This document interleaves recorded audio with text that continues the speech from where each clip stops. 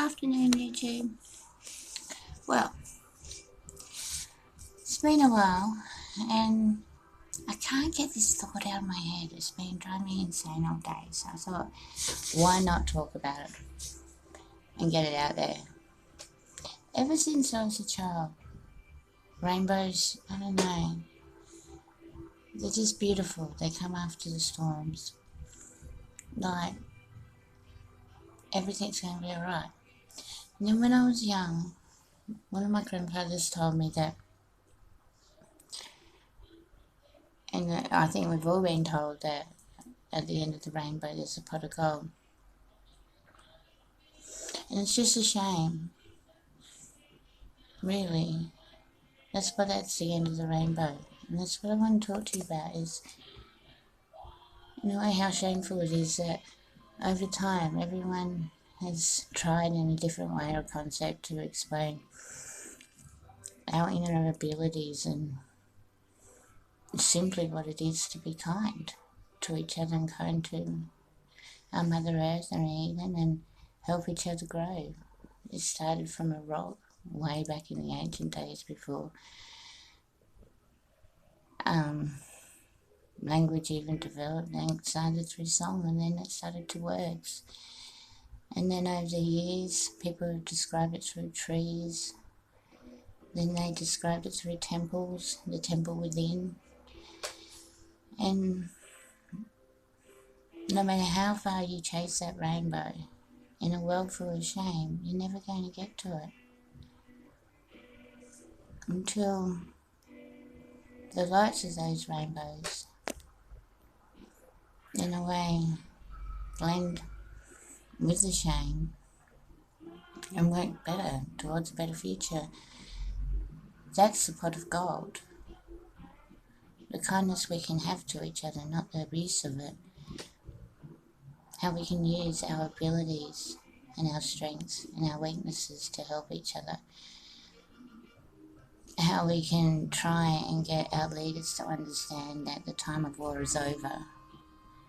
There's no more war to be had. We're all suffering. We've all had conflicts in our life. I don't even know my family history because there's a division of war. Since World War II, a third of the world perished for freedom. So for me, the shame of the rainbow is us not seeing that, not recognising that the freedom within is the way we work together. I used to read so much, so many books. I used to read Steinbeck, I used to read a little bit of Tolstoy here and there, not much, I was a bit young.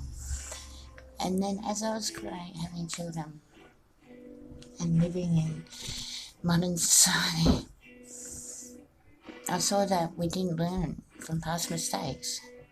We still have lynch mobs, except today instead of grabbing you and putting you on a cross, or grabbing you and putting you on a stake and burning you because you're a witch, if you don't fit in, the letters will be written and the gossip will be spread, and those words can hurt you. They can cause... I didn't understand that lynch mobs could be around today. I really couldn't, but they are. It's when you make that phone call because you don't like your neighbour and you put a false complaint in, or instead of going to your neighbour and trying to sort it out peacefully and humbly. It's when you get a group of your friends together to ring up a mental health advisory unit and exaggerate lies and put someone in a mental health unit and get them admitted because you believe they've got mental health problems, instead of actually talking to that person. It's when you've been so hurt in life and all you want to do is just talk and just try and sort something out. That's the shame of the rainbow, I believe. Simply, after thousands and thousands of years of knowledge and people writing and putting their sights and their knowledge on the world, we don't learn from history, and we're going down the same path as many other cultures before. We take so much in fame and monetary value,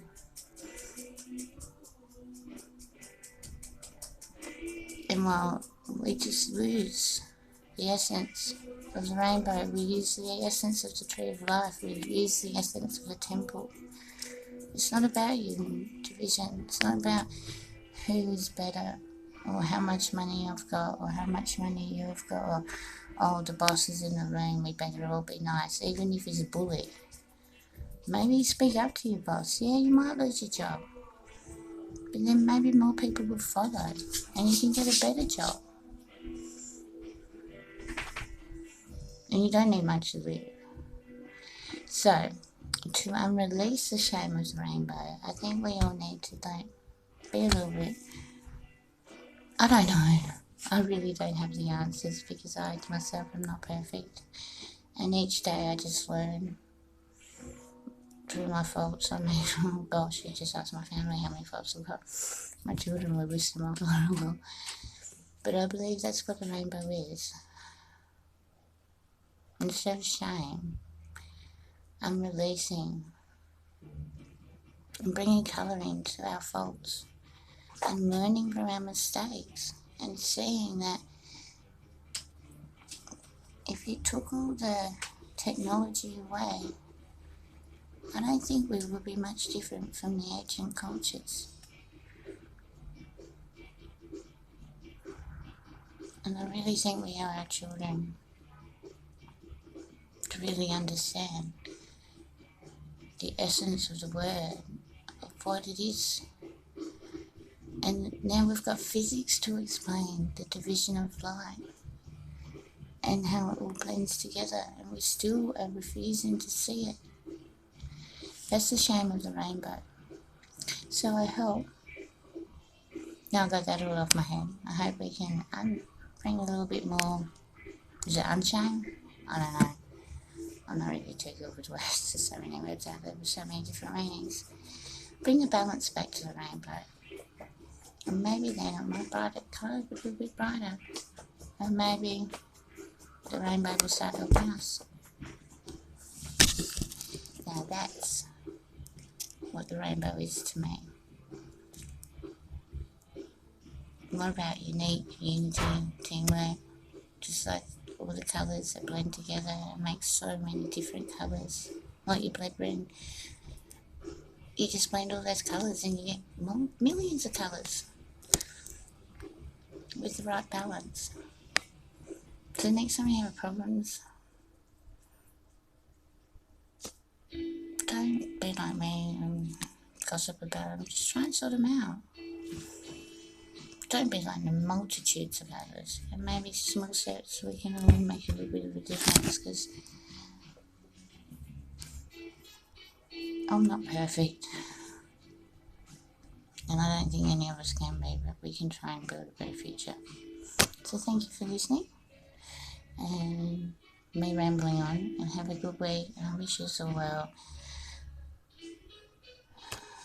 wherever you are. Bye YouTube.